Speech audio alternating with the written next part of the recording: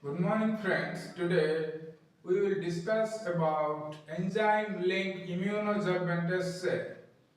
Before that, I request all of my friends, please subscribe my YouTube channel and also watch, like and share my videos with your friends.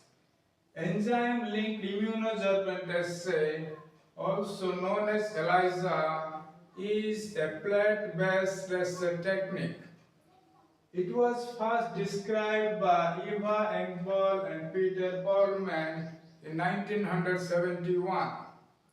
This technique is used to detect as well as quantify specific substances such as antigen, antibody, protein and hormone in various biological samples such as blood, plasma, urine, saliva and cerebrospinal fluid. ELISA is commonly used to diagnose a variety of conditions such as infection, endocrine condition and pregnancy. Like other immunoassays, ELISA is also based on highly specific antigen-antibody reaction. In ELISA, sample components are detected by using enzyme-linked antibody.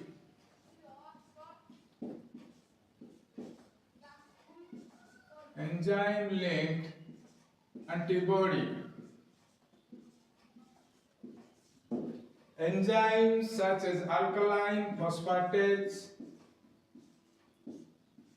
enzymes such as alkaline phosphatase, horseradish peroxidase, horseradish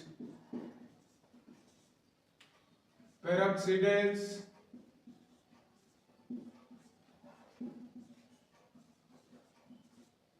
urease and beta-galactosidase,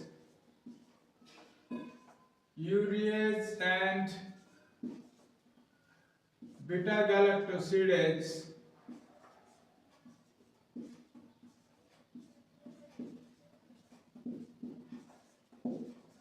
are used for this purpose.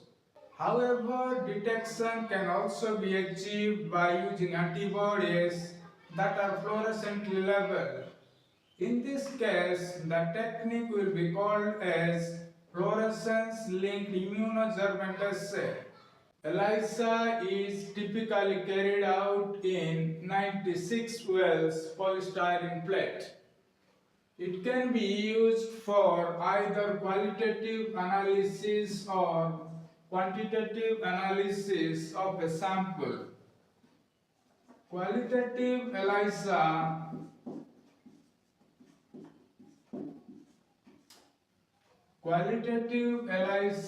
can determine if the target analyte is present in a sample or not.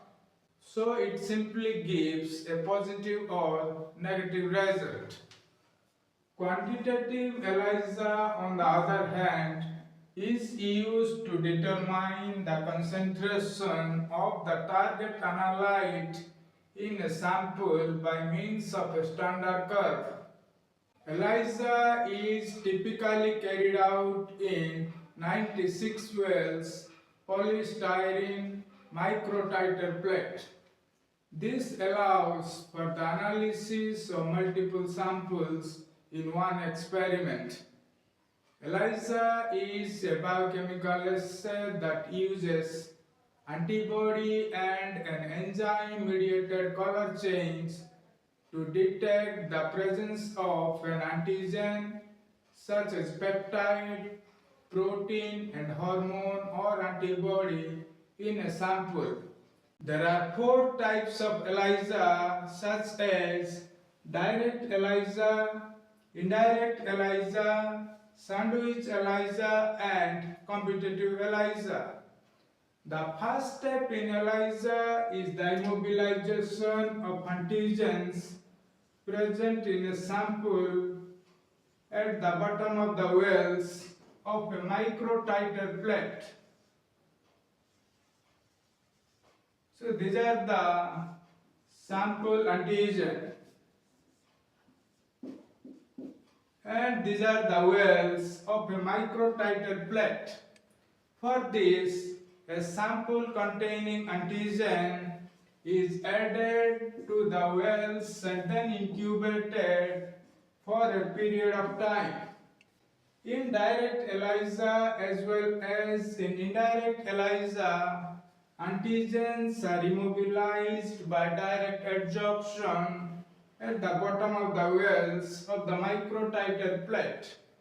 These are the sample antigens that are immobilized at the bottom of the wells of the microtiter plate.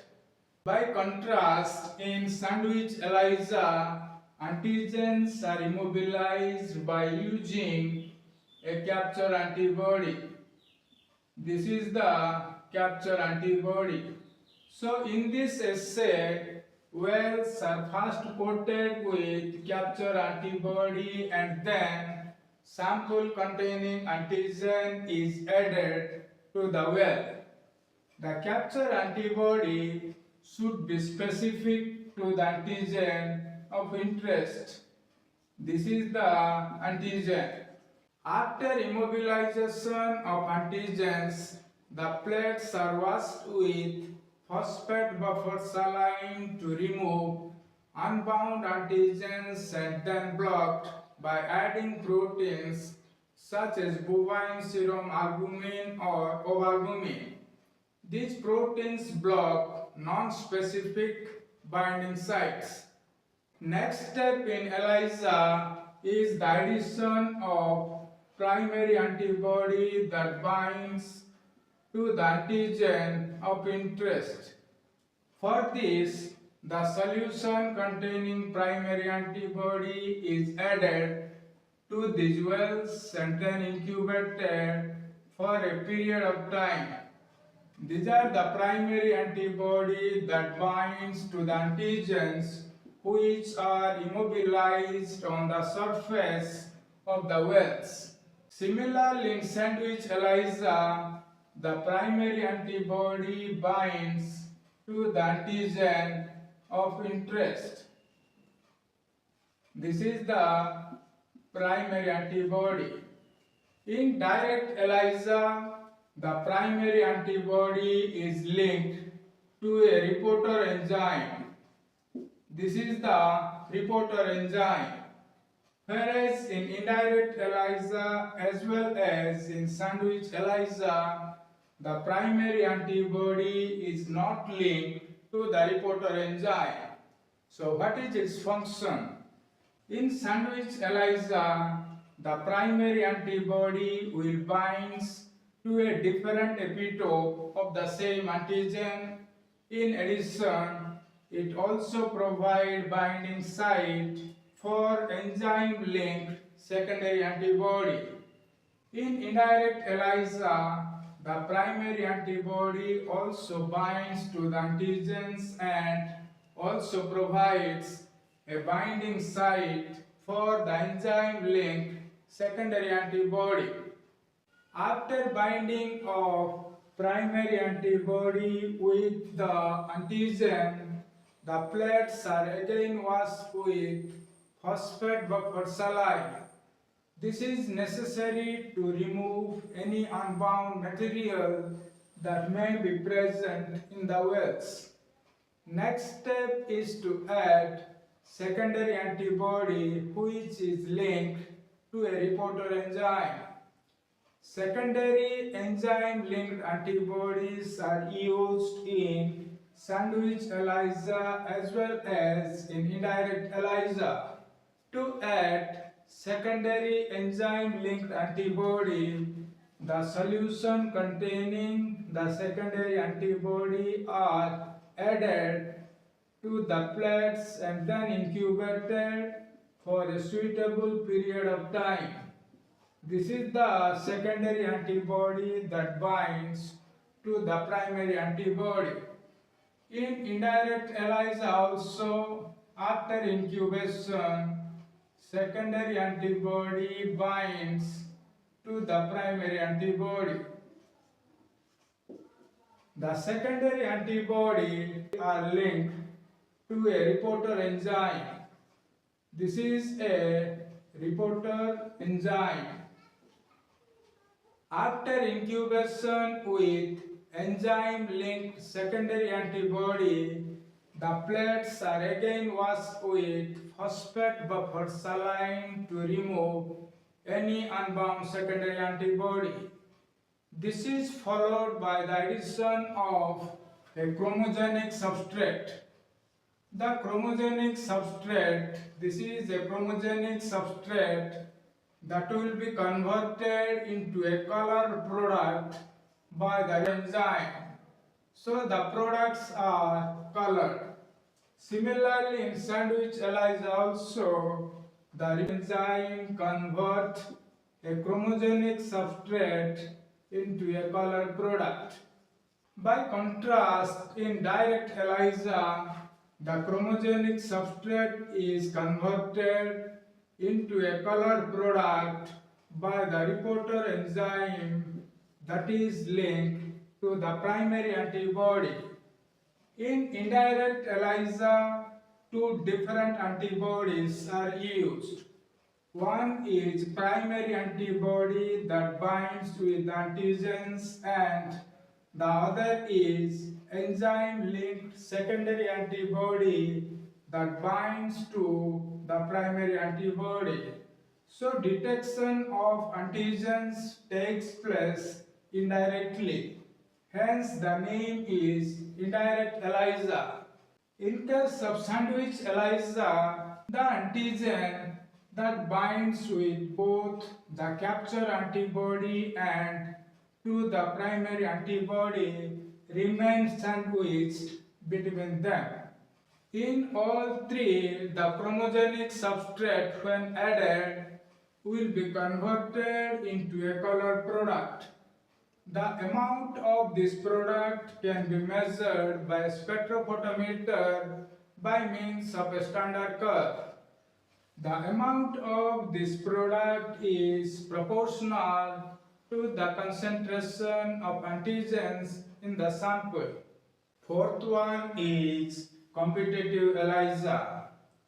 It is also known as inhibition ELISA, in which there is a competition between sample antigen and reference antigen for binding with a specific amount of enzyme-linked antibody. Reference antigens are immobilized at the bottom of the wells of a microtiter plate. These are the reference antigen. Sample antigen and reference antigen have the same specificity.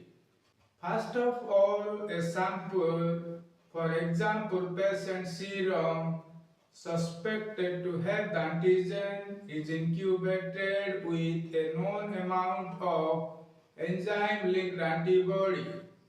After incubation, this mixture is added to the wells of the microtiter plate. Now inside the wells, because sample antigen and reference antigen have the same specificity, they will compete with each other for binding with the enzyme-linked antibody. These are the reference antigens that are immobilized at the bottom of the wells. And these are the sample antigen. In addition, we also have enzyme-linked antibody.